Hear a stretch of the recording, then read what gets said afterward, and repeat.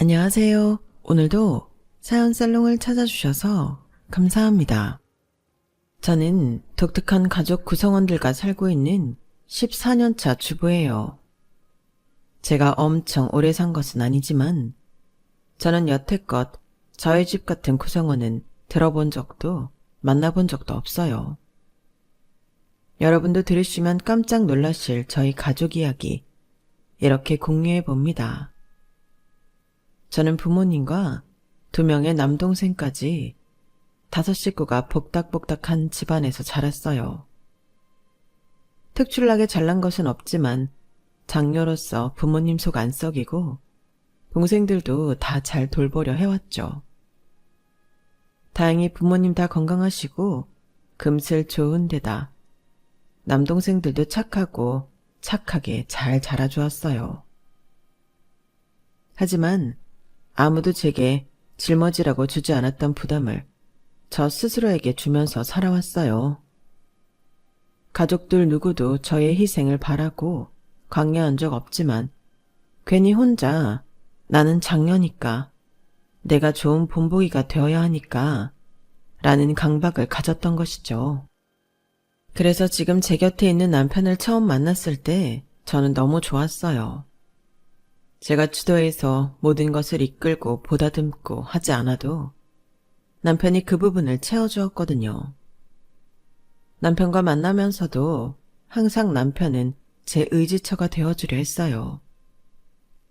저도 이제 마음 놓고 누군가에게 기댈 수 있다고 생각하니 같이 있기만 해도 마음이 편해지더군요.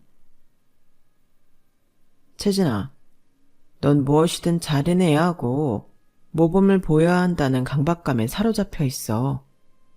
그렇게 애쓰지 않아도 돼. 넌 이미 충분히 잘하고 있고 기특해. 난 네 남자친구지만 네가 존경스러울 때가 많아. 정말? 그렇게 말해줘서 고마워. 그리고 사람이 좀 모자라 보이는 구석에 있어야 인간미도 있고 그런 거지. 네가 너무 완벽하게 다 해내려고 하니까 내가 삐짓고 들어갈 곳이 없잖아. 이제 나를 좀 믿고 내 곁에서 마음 편하게 지내지 않을래? 그건 남편의 완벽한 프로포즈였고 저는 거절할 이유가 없었어요. 남편은 여러모로 제게 좋은 사람이었어요. 항상 제가 하는 일을 격려해주고 기다려주고 이해해주는 그릇이 정말 큰 사람이었죠. 심지어 저보다 나이도 2살이나 어린데 항상 오빠 같은 푸근함을 느끼게 해주는 사람이었어요. 저 역시 남편을 많이 사랑했고 제 마지막 사랑이라 생각했어요. 둘이 너무 원하고 있었기에 결혼으로 분위기가 흘렀고 그와 함께 있는 매 순간이 행복으로 가득했어요. 유성씨, 우리 부모님은 상견례 자리라고 해서 어른들이 결혼 날짜를 정해주는 그런 고리타분한 분위기로 만들지 말자고 하시네. 2 집이 가족이 되기로 했으니 축하하는 파티 분위기였으면 좋겠다고 하셔. 결혼 날짜는 우리가 하고 싶은 날 아무 때로나 잡아도 괜찮대. 부모님이 정말 오픈마인드시구나. 그렇게 말해주시니 너무 좋다. 그럼 날짜는 우리가 정하고 어른들이랑 같이 만나는 자리는 먹고 즐기고 떠드는 자리로 조정해볼까? 남편과는 모든 의견이 다 맞았어요. 맞았다기보다 제가 내놓는 것이나 남편 쪽이 내놓는 제안이 다르더라도 충분히 수용하고 장점만 보려 했거든요. 그렇다 보니 서로 배려하게 되고 한 사람의 생각을 강요하지 않게 되었어요. 세상에 저희 같은 천생연분은 없을 거라 생각했어요. 저희는 처음 만났던 10월 10일에 결혼식을 올리기로 했고 저희 부모님 역시 너무 좋은 숫자라며 기뻐하셨죠. 어머님은 뭐라고 안 하셔? 우리 엄마도 우리 좋을 대로 하라고 하셔. 그래도 마음 한켠에 내가 좀 걸리는데 어머님 뵙고 이날 어떠신가요 하고 여쭤보는 신용이라도 해야 기분 안 나빠하시지 않을까? 아무렴 다 좋지만 채진이 네가 그렇게 해서 마음이 조금이라도 더 편해진다면 우리 그렇게 하자. 하지만 막상 약속을 다 잡은 뒤 남편은 다른 때와 다르게 약간 초조해 보이는 모습을 보였어요. 유성 씨, 왜 그래? 왜 나보다 더 긴장한 모습이야? 아니, 아무것도 아니야. 무슨 일 있어? 얼굴빛이 안 좋은데? 채진아. 우리 집에 가기 전에 내가 좀 할 말이 있어. 뭔데? 말해봐. 사실, 우리 집에 다른 사람도 같이 있어.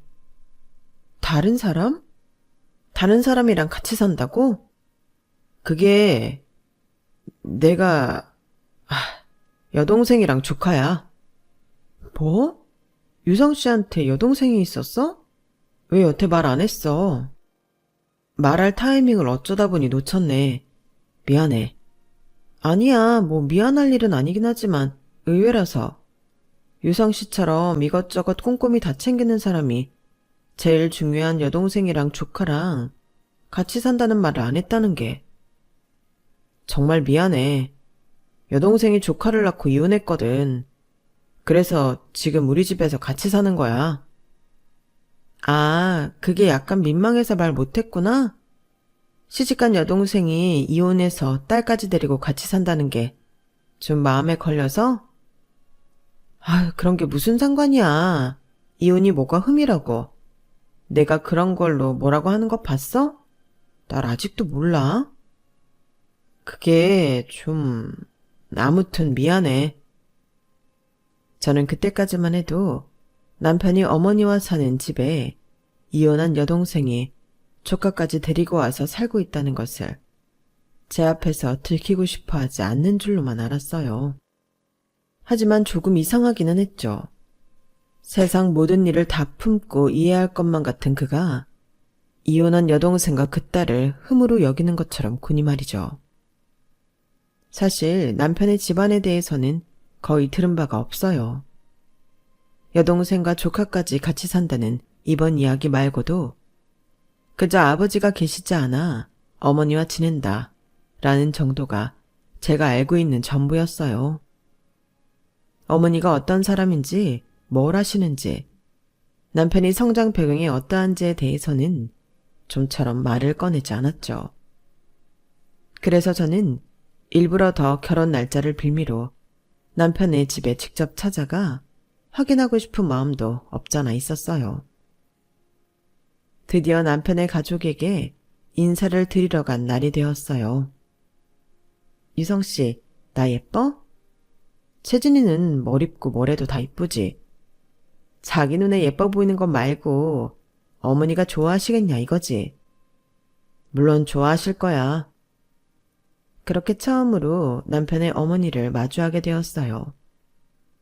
안녕하세요. 서채진입니다. 결혼 이야기까지 오갔는데 너무 늦게 인사드렸죠. 죄송해요. 아니에요. 아주 예쁘고 밝은 아가씨네요. 어서 들어와요. 남편의 어머니는 상당히 미인이셨는데 형용하기 어려운 분위기를 풍기는 분이었어요. 상냥하고 웃어주시지만 그 크고 깊은 눈에는 이루 다 말할 수 없이 많은 역경을 겪어본 느낌이랄까? 생각해보니 그 느낌은 제가 남편에게 처음 받았던 느낌과 비슷했어요. 또래 같지 않은 이상한 어른스러움과 성숙함이 느껴졌죠. 이미 모든 일을 다 겪어봐서 그 어떤 일이 와도 다 겸허히 수용할 것 같은 분위기라고나 할까요? 그런데 어머니를 처음 본 인상에서 그 느낌을 받았어요. 저는 속으로 생각했어요. 유성 씨가 자세히 말은 안 했지만 고생을 많이 하고 사셨나? 너무 예쁜 미인이신데 온갖 고생이 얼굴에 다 배어있는 느낌이네. 남편의 집은 군더더기 없이 깔끔했어요. 특별해 보이는 장식물 하나 있지 않았죠. 어머니가 모던하고 심플한 스타일을 좋아하시나 봐요. 집이 너무 깨끗하고 깔끔해요. 아, 그런가요? 집에 뭘 요란하게 해놓지 않아 좀 썰렁해 보이나 싶었는데 그렇게 예쁘게 말해줘서 고마워요. 저는 스몰 토크에 이어 본격적으로 남편의 어머니에게 주제를 꺼내기 시작했어요. 사실 유성 씨한테 가족에 대한 이야기를 정확히 들어본 적이 별로 없어서요. 아버님 안 계시다는 것도 만나고 1년 있다가 알았으니까요. 독립적인 건가 싶어서 저희끼리 먼저 결혼 날짜에 대해 이야기를 해봤는데 어머님만 괜찮으시다면 10월 10일에 하고 싶어서요. 너무 좋은 날이네요. 유성이야 언제나 자기가 알아서 해서 제가 신경 쓰게 한 적이 없었어요.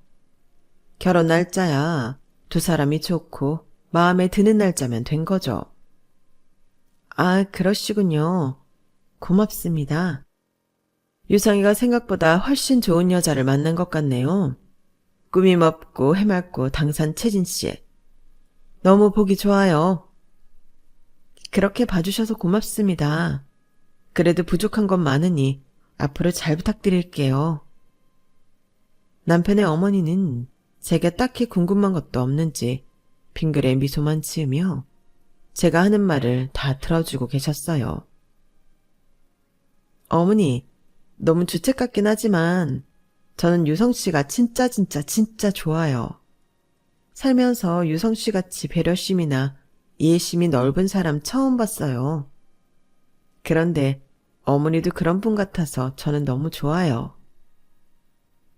채진씨 칭찬에 몸둘 바를 모르겠네요. 이해심이 많다기보다 워낙 우리가 겪어온 세월이 유난스러워서 그보다 더 이상하고 괴팍한 일이 일어나지 않을 것 같다는 마음이라고 설명하면 충분할까요? 이런 말 송구스럽지만 약간 신의 경지에 이르신 분 같아요. 마음으로는 신 못지않게 돌을 닦았죠 뭐. 어쨌든 우리 집에 채진 씨처럼 예쁘고 밝은 사람이 들어오게 돼서 나도 너무 좋네요. 어머니와 대화를 나누는 그 시간은 화기애애하고 나쁘지 않았어요. 잠시 후 저녁 식사를 부랴부랴 차려주신 어머니가 말씀하셨어요. 사실 내가 하는 요리 맛도 없고 나가서 맛있는 거 사주고 싶지만 집 밖에 나가기 힘든 사정이 있어서요. 차린 건 없지만 좀 들어요. 아니에요. 이렇게 진수성찬을 차려주셨는데 저도 집밥 좋아합니다. 잘 먹겠습니다. 어머니와 남편은 번갈아가며 저를 귀여워하는 따스한 눈빛으로 쳐다봐 주었어요. 그때였어요. 방문이 삐걱하고 열리더니 긴 머리가 헝클어진 채로 목이 다 늘어난 티셔츠 차림의 한 여자가 빼꼼하고 고개를 내미는 것이었어요. 그러더니 냅다 밥을 먹고 있는 저희 셋에게 소리를 지르더군요. 시끄러워서 못 살겠네. 조용히 좀 하라고. 저는 너무 놀라서 밥 먹던 숟가락을 떨어뜨리고 말았어요. 그러자 어머니가 일어나 그 여자에게 다가갔어요. 수지야, 시끄럽게 해서 미안해. 집에 손님이 오셔서. 손님이든 말든 정신 사나우니까 조용히 좀 해. 손님 계실 때 그런 말 하면 안 돼. 우선 알았으니까 들어가 있어. 먹을 것 좀 뭐 더 줄까? 여자는 어머니의 질문에도 대답도 하지 않고 방문을 쾅 닫고 들어가 버렸어요. 저는 이게 무슨 상황인지 몰라 어리둥절했죠. 식사 자리로 돌아온 어머니는 한숨을 쉬며 고개를 숙이셨고 남편 역시 살포시 먹던 밥숟가락을 내려놓았어요. 분위기가 너무 갑자기 어두워져서 저는 아무 말도 꺼낼 수 없었어요. 채진 씨, 미안해요. 많이 놀랐죠? 유성이가 수지에 대해 말을 잘 전하지 않았을 거예요. 그렇죠? 수지요? 저분이 수지? 아, 그럼 같이 산다는 여동생뿐인가요? 네. 사실 채진 씨가 집에 찾아오기 전에 유성이가 너무 많이 고민하고 또 두렵다고도 하더군요. 여동생 때문에요? 저는 의아한 얼굴로 남편을 쳐다보았고 남편의 고개는 더 푹 숙여져 있었어요. 아무래도 유성이보다는 이 모든 상황을 만든 건 나니까 내가 직접 채진 씨한테 설명하는 것이 좋겠다고 유성이를 설득했어요. 그래서 유성이는 그동안 채진 씨에게 아무 말하지 않았던 거고. 부디 이해해줘요. 네. 그런데 도대체 무슨 일인지 좀 말씀해 주실 수 있을까요? 그때 여동생 방문이 다시 열렸어요. 그리고 이번에는 막 무서워하며 벌벌 떠는 모습으로 저에게 다가왔어요. 저는 그 순간 그 모습이 너무 무서워 저도 모르게 의자에 바짝 기대앉았어요. 수지야, 유성 오빠랑 결혼하실 분이야. 이렇게 갑자기 네가 얼굴을 들이밀면 놀라시잖아. 얼른 물러나. 언니, 우리 오빠랑 결혼할 거예요? 네? 네. 안녕하세요. 저는 서채진이라고 합니다. 언니, 도망가요, 빨리. 오빠랑 결혼하면 언니도 죽어요. 네? 무슨 말인지. 저 여자가 우리 아빠도 죽이고 내 딸도 죽였어요. 이 오빠가 죽이는 거 도와줬고요. 언니도 살고 싶으면 빨리 이 집에서 나가요, 지금. 지옥으로 빠지고 싶지 않으면. 수지야, 그만해. 처음 뵙는 분이잖아. 얼른 오빠랑 방에 들어가자. 나, 이 살인자들. 우리 아빠 어떻게 죽였어? 내 딸은. 빨리 여기서 다 말해봐, 이 살인자들아. 남편의 여동생은 이제 고함을 지르고 남편을 할퀴려 들었어요. 저는 이게 다 무슨 상황인지 알 수 없어 식탁에서 멀리 떨어져 있었고요. 결국 몸부림치던 여동생은 남편과 어머니가 양쪽에서 끌고 방으로 들어갔고 한동안 고성에 오갔지만 내내 잠잠해져 30분 후 두 사람이 나왔어요. 그 30분 동안 제 머릿속에는 5만 가지 생각이 들더군요. 살인? 아빠랑 딸을 다 죽였다고? 딱 보기에도 여동생이 제정신은 아닌 것 같은데. 저렇게 정신 이상자라고 말 안 했잖아. 유성씨가 도대체 나한테 뭘 숨기는 거지? 미안해, 채진아. 정말 미안해. 무슨 일인지 빨리 얘기해봐. 내가 지금 보고 들은 게 다 뭐야? 여동생분은 왜 저런 말을 하고. 채진 씨랑 첫 만남인데 정말 면목이 없네요. 지금부터 제가 이야기해 줄게요. 저는 침을 꿀꺽 삼키며 어머니의 이야기에 집중했어요. 저는 흔히들 말하는 팔자가 기구한 년이에요. 이렇게 기구하고 드센 팔자는 어디 가서도 보기 힘들 거예요. 어머니는 고우시고 유성씨도 이렇게 잘 키워주셨잖아요. 팔자가 기구하다는 말씀이세요? 저는 재혼인 유성이 아빠와 결혼을 했었어요. 저는 물론 초혼이었고요. 네? 그럼 유성씨가 어머니 친자식이 아니라는 말씀이신가요? 핏줄, DNA 뭐 이런 걸로 따지면 우리는 남남이에요. 유성이 친모 소식은 잘 모르고 아무튼 혼자 유성이를 데리고 키우는 이웃남과 만나서 부부가 되었어요. 유성이가 제 친아들이 아니어도 상관없었어요. 어릴 때부터 유성이는 눈치도 빠르고 제가 속상해할 만한 일을 전혀 하지 않았어요. 나이에 걸맞지 않게 너무 어른스러운 아이였어요. 나를 보자마자 자연스럽게 엄마라고도 불러주고 제 품에 안겨 애교도 부렸죠. 나는 정말 유성이를 내 아들처럼 길렀어요. 그런데 그 사람과 부부의 연이 길지 못했어요. 5년을 같이 살았는데 결국은 다른 여자를 사랑하게 되었다며 야반도주를 하더군요. 유성 씨도 버리고요? 네. 유성이를 버릴 만큼 사랑했던 건지 미쳤던 건지 정말 머리카락도 찾을 수 없을 만큼 꽁꽁 숨어버리더군요.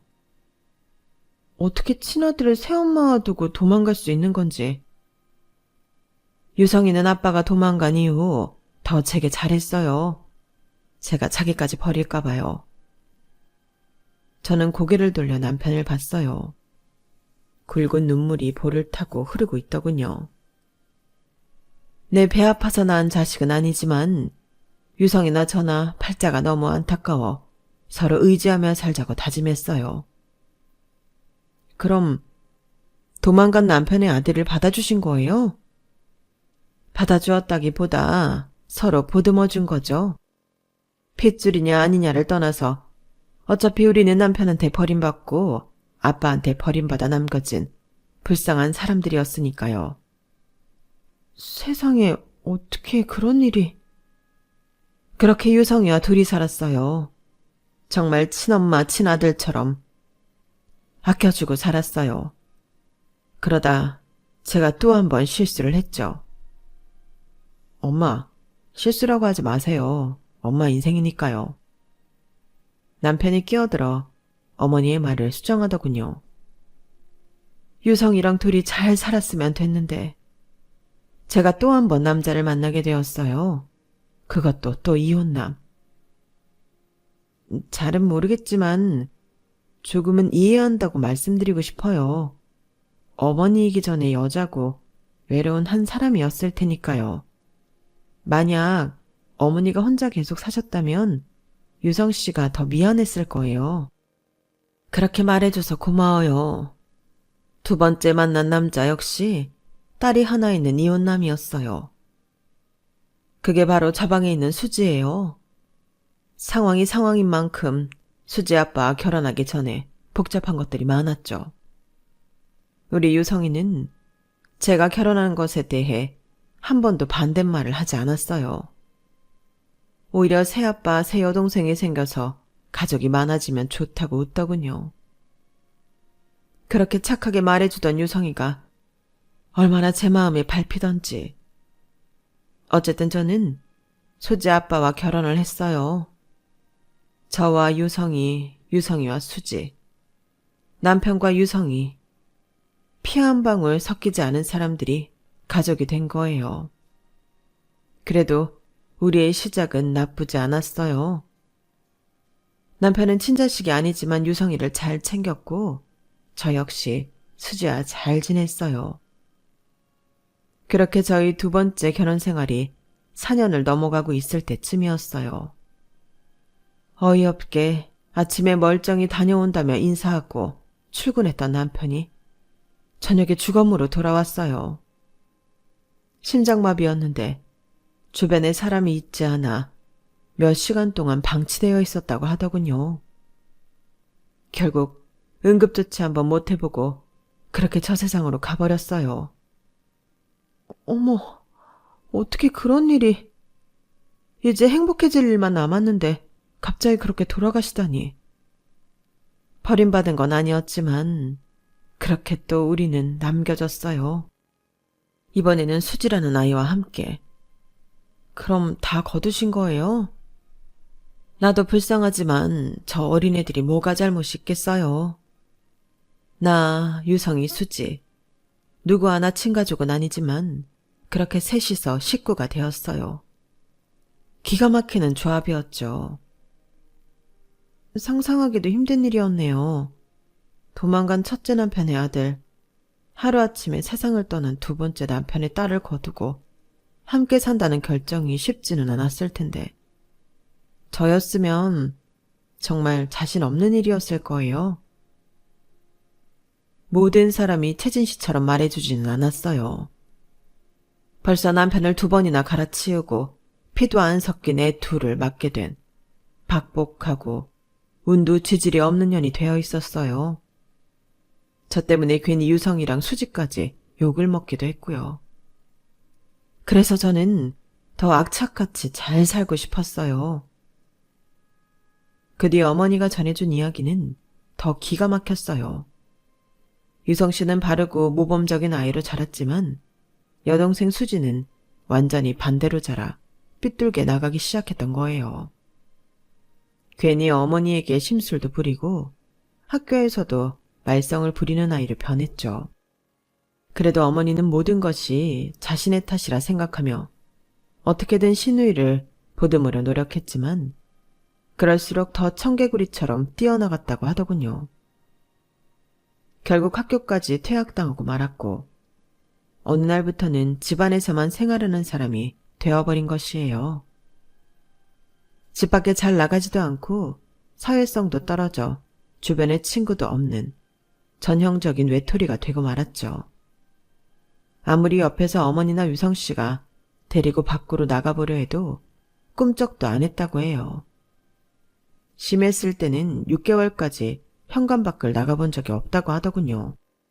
그래도 어머니는 책임감 하나로 시누이를 돌보고 있었고, 유성 씨 마찬가지로 친여동생은 아니지만 그 짐을 함께 짊어지고 있었던 거예요. 그렇게 외톨이로 생활한 지 5년을 훌쩍 넘겼을 때 시누이는 인터넷에서 이상한 것을 접하고 말았어요. 혼자 있다 보니 생각이나 시야가 좁아져 사이비 종교에 빠지고 만 것이에요. 처음에는 온라인으로 소통을 해서 어머니나 유성씨 모두 모르고 있었는데 시누이가 언제부턴가 외출이 잦아지기 시작했다고 해요. 나는 수지가 공부 못해도 되고 어디 가서 돈 안 벌어와도 좋으니 제발 세상 밖으로만 나와줬으면 좋겠다고 생각했어요.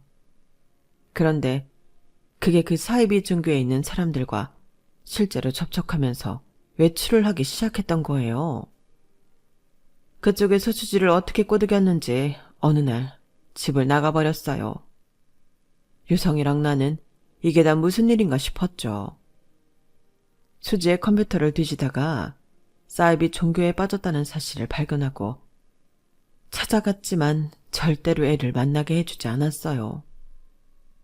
경찰에 신고해도 만날 수 없고 협박을 하고 울고불고 애원을 해도 만나게 해주지 않았어요. 그렇게 1년 반이 지나갔어요. 어느 날 수지가 영혼이 없는 눈을 하고 아이 하나를 안고 돌아왔어요. 그게 바로 수지 딸 지우예요. 그럼 그곳에서 나쁜 일을 당했던 건가요? 네, 신의 은혜를 입게 해준다 어쩐다 해서 애를 임신시켜 놓은 거죠. 심지어 수지는 애 아빠가 누구인지 알지도 못해요. 세상에. 애까지 낳았는데 수지가 정신이 이상해져서 돌아왔어요. 거기서 얼마나 심한 일을 당했던 건지. 우리가 알던 수지가 아니라 멍하고 바보로 변해 있었어요. 그러다가 갑자기 화내고 울고 때리기를 반복하면서 한마디로 수지가 미쳐버린 거예요. 정신 이상자로 돌아온 수지는 자기 딸도 잘 못 알아봤어요. 그래서 육아 역시 저와 유성이의 몫이었죠. 심지어 언젠가부터는 자기 친아빠를 나와 유성이가 죽였다며 소리를 지르고 덤비기도 했어요. 어디서부터 잘못된 건지. 수지는 어쩔 수 없이 정신병원을 왔다 갔다 해야 했어. 집에 어린 아기가 있으니까. 수지가 자기 딸인 줄도 모르고 나쁜 짓을 하려다가 우리가 발견한 일이 몇 번 있었거든. 아이의 안전을 위해 우선 수지를 격리 조치했어. 그러다 조금 괜찮다 싶으면 귀가도 했다가. 가족들이 많이 힘들었겠어. 유성 씨나 어머니, 그리고 아이도 많이 혼란스러웠겠다. 지우는 자기 할머니를 거의 엄마라고 부르면서 자랐어.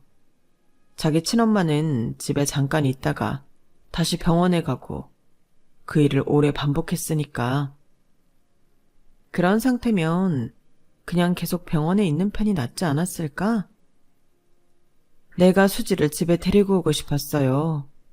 언젠가 수지도 정신이 돌아와 우리도 알아보고 지우한테도 사랑을 듬뿍 줄 수 있는 엄마가 되게 하고 싶었거든요. 그래서 기회가 될 때마다 여기에 네 가족이 있다.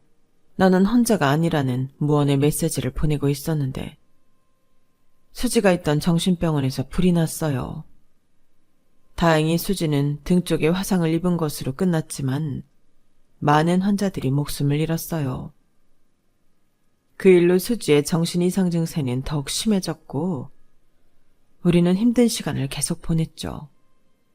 다른 정신병원도 알아봤지만 한번 불이 났던 상황 때문에 오히려 제가 수지를 다시 못 보내겠더라고요. 혹시라도 같은 일을 또 겪을까봐. 불이 난 병원에서 데려온 지도 시간이 꽤 지났네요. 하도 그날이 그날 같아서 지금이 몇 년도인지 오늘이 며칠인지 헷갈리네요. 곱고 예뻤던 어머니는 어느 날부터 저렇게 머리가 새하얗게 변해버렸어. 너무 슬픈 일이었어. 그렇군요. 그럼 지금 지우는 몇 살인가요? 지우가 15살 중2예요. 이제 학교에서 돌아올 시간이 되긴 했는데 집이 이렇게 엉망인데도 우리 지우 얼마나 예쁘고 착한 아이로 자라주었는지 정말 기특해요. 맞아. 지우가 자기 엄마가 정상이 아니라는 것도 어려서부터 받아들이고 어머니나 삼촌이 힘들 거라는 것도 일찍 알아차려서 철이 너무 빨리 들었어. 그게 제일 가슴 아파. 아직 어리광부려도 괜찮을 나이인데 아이가 우리를 더 챙겨. 그때 현관문이 열렸고 한 아이가 들어왔어요. 지우 왔어. 잘 갔다 왔어? 어서 와서 인사해. 삼촌이랑 결혼하실 분이야. 지우 숙모 되실 분이셔? 안녕하세요. 박지우입니다. 안녕? 나는 서채진이라고 해. 지우에게서 흔히 말하는 중2병은 전혀 보이지 않았어요. 오히려 너무 단정하고 깨끗한 교복, 곱게 빗어 묶은 머리, 화장기 없는 하얗고 뽀얀 피부가 저 아이를 대변해주는 것 같았죠. 단 한 가지, 지우의 눈빛 역시 유성 씨나 어머니와 닮아 있었죠. 어린아이가 갖고 있기에는 너무 슬프고 많은 것을 알아버린 눈이었어요. 엄마가 정신이 이상하고 할머니, 삼촌 모두 본인과 진짜 가족이 아닌 것을 안다면 반항심에 더 삐뚤게 나갈 수도 있었을 텐데 지우 얼굴은 정말 착하고 모범적인 학생의 얼굴이었죠. 유성 씨에게서 느꼈던 어른스러움과 이해심, 범접할 수 없는 어떤 경지에 오른 사람처럼 느껴졌던 어머니, 그리고 철이 일찍 들어 모든 것을 알고 있다는 듯한 지우. 이 세 사람의 공통적인 부분이었어요. 숙모, 저희 삼촌 잘 부탁드려요. 어머머, 내가 오히려 잘 부탁해야지. 삼촌이 나를 정말 많이 챙겨주고 아껴줘서 너무 행복해. 삼촌이 그동안 많이 힘들었는데 삼촌이 숙모랑 행복했으면 좋겠어요. 지우의 입에서 그 이야기를 듣는 순간 저희 셋은 모두 울컥했어요. 자기가 아닌 삼촌의 행복을 빌어주는 15살짜리 아이를 어디 가서 만날 수 있을까 싶었죠.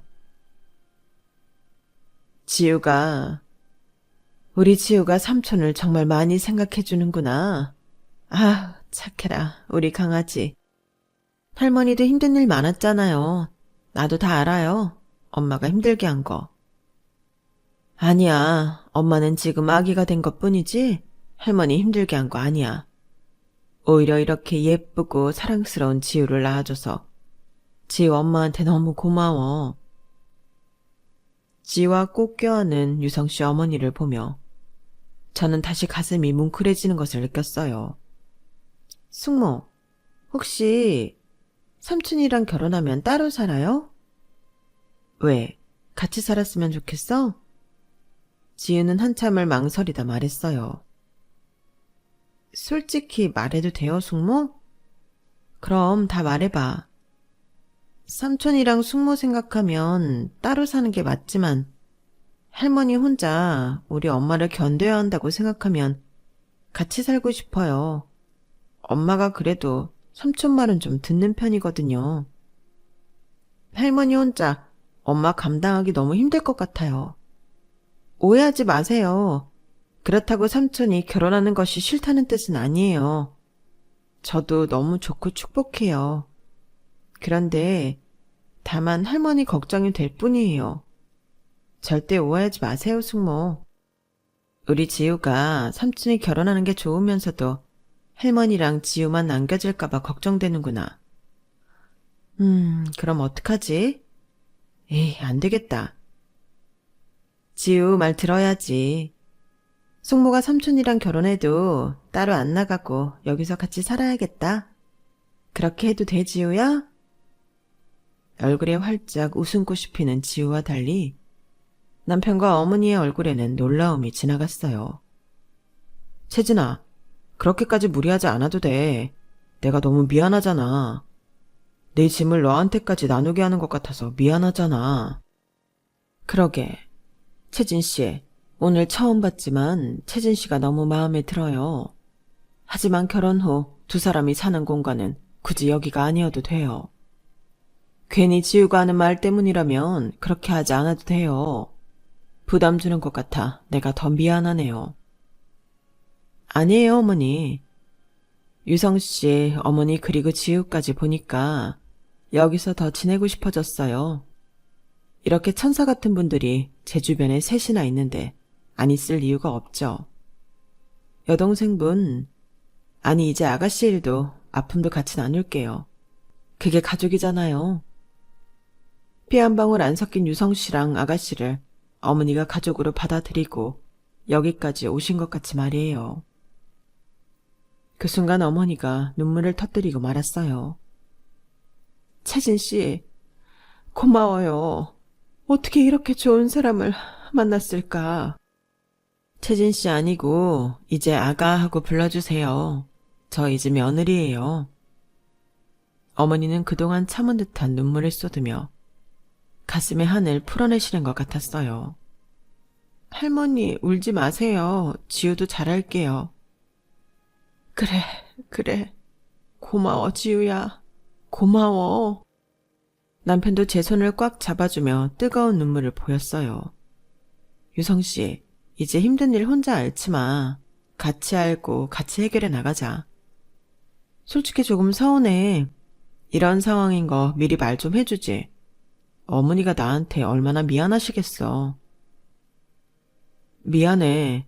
정말 채진이 너를 너무 사랑하는데 우리 가족에 대해 말할 용기가 1도 나지 않았어. 어디서부터 어떻게 설명을 해야 할까? 이 모든 것을 알고 나면 네가 날 떠나지는 않을까? 정말 두렵고 무서웠어. 어떻게 보면 그런 두려움을 오늘 어머니한테 내가 전가시킨 거야. 이렇게 약해 빠진 나인데 미안하고 정말 고마워, 채진아. 아휴, 우리 유성씨, 내가 여태까지 우는 모습을 한 번도 못 봤는데 오늘 아주 직관일렬로 감상시켜주네. 우리 정말 잘 살아보자. 핏줄이든 아니든 가족 식구가 되어서 우리 다 같이 한번 잘 살아보자. 어머니 잘 부탁드려요. 지우야, 숙모 잘 부탁해. 저희는 그렇게 얼마 지나지 않아 결혼식을 올렸고 남편의 집에서 신혼살림을 시작했어요. 다행히 남편의 집은 2층 구조의 전원주택이었고 서로에게 방해되지 않게 시어머니나 지유 모두 많이 배려해 주었죠. 제 이야기를 들은 지인들은 하나같이 애 생기기 전에 이혼해라. 듣도 보도 못한 쌍놈의 집안이다. 집에 미친 여자랑 어떻게 같이 사냐 등등 입에 담기도 험한 말들을 많이 쏟아내더군요. 하지만 그 주제넘은 관심들이 무색할 만큼 저희는 아주 잘 지냈어요. 저는 시어머니를 그냥 엄마라고 부를 정도로 좋아했고 어머니 역시 제게 잘해주셨죠. 오히려 친엄마가 하나 생긴 것 같다며 친정엄마가 질투할 정도니까요. 남편 역시 말할 것 없었죠. 성실하고 착하고 가족 먼저 생각해주는 따뜻한 남편과는 연애 때부터 결혼한 지금까지 한 번 싸운 적이 없으니까요. 오히려 서로 너무 잘 챙겨주어서 문제인걸요. 그리고 우리 제일 착한 지우는 말이에요.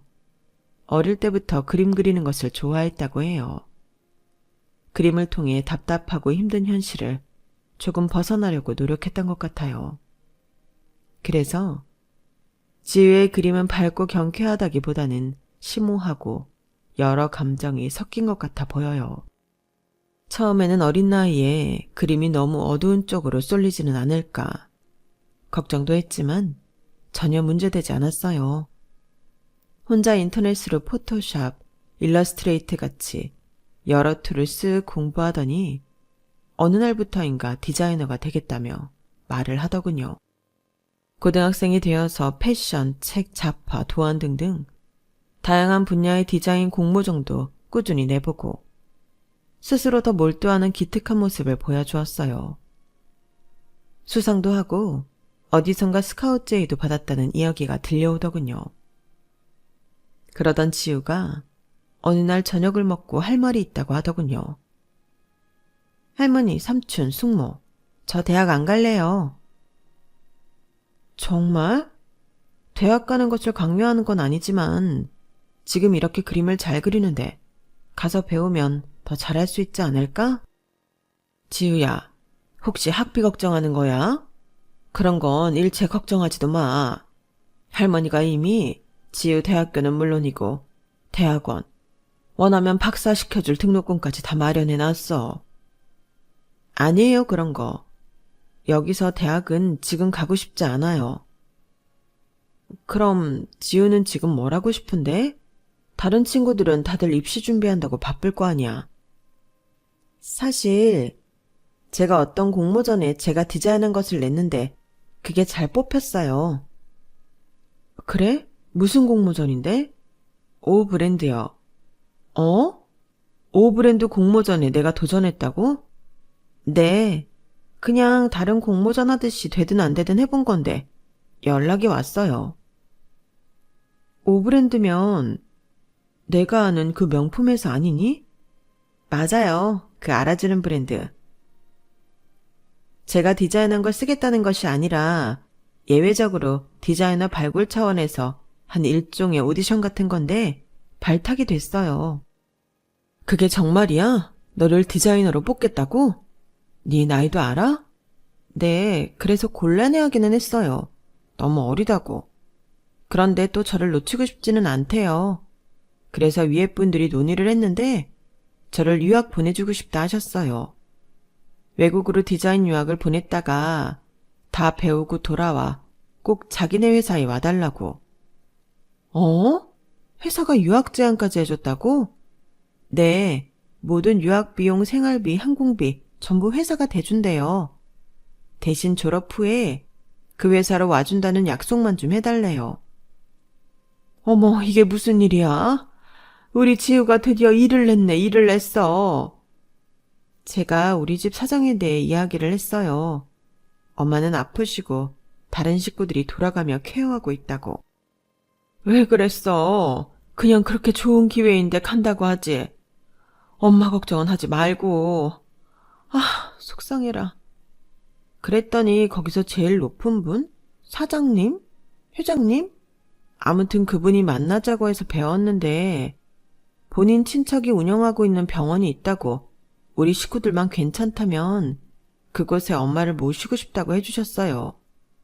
시설도 깨끗하고 도시에서 약간 벗어나 있기는 하지만 오히려 자연 속에서 지내는 것이 더 좋은 환경일 수도 있다고 하셨어요. 병원에서 머물고 드는 비용은 일체 걱정하지 말고 편안하게 지낼 수 있게 해주신다고. 가족들과 의논하고 이 집에서 제일 어른과 통화 한번 할 수 있게 해달래요. 어머, 유성씨. 내가 들은 게 이게 다 뭐야? 설마 사기는 아니겠지? 나도 솔직히 좀 그런 느낌이 들긴 했는데 애를 데려다 놓고 사기를 친 한가한 인간이 있나 싶기도 해. 진짜야, 삼촌.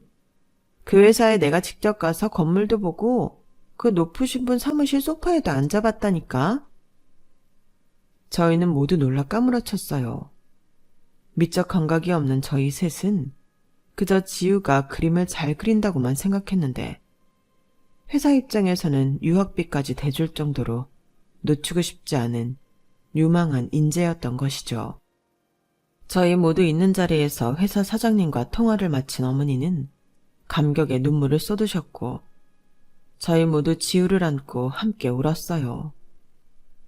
어려운 환경 속에서도 이렇게나 잘 커진 지우가 얼마나 대견하고 기특한지 제 가슴이 다 뜨거워지는 것 같았어요.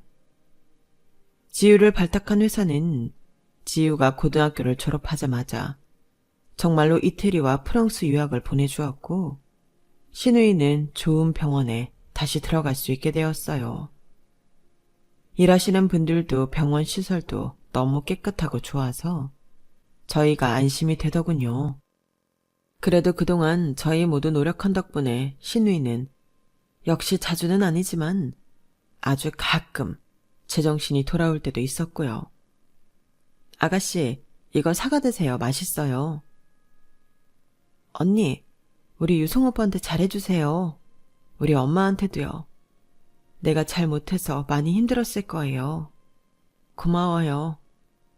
그럼요, 아가씨. 걱정하지 말고 여기서 마음 편히 지내요. 자주 찾아올게요. 네, 언니. 이제는 밖에 손 흔들며 헤어지는 것이 더 익숙해진 신우이를 보며 저희 모두 한시름 놓이면서도 가슴 한켠이 뭉클해지는 것을 느꼈어요. 그리고 바로 오늘 유학 간 지우가 8년 만에 돌아오는 날이에요. 그동안 어머니는 평생 하고 싶으셨던 뜨개방을 작게 오픈하셨고 남편 역시 능력을 인정받아 승진을 많이 했어요.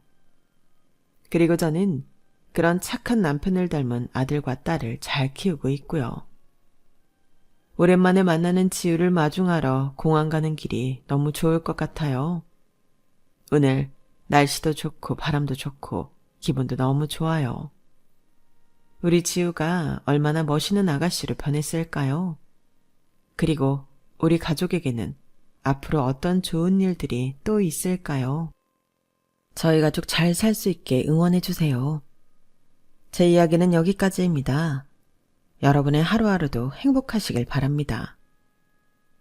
여러분, 사연 댓글에 응원과 현명한 조언 부탁드려요. 좋아요와 구독은 저에게 큰 힘이 됩니다. 오늘도 좋은 일 가득하세요.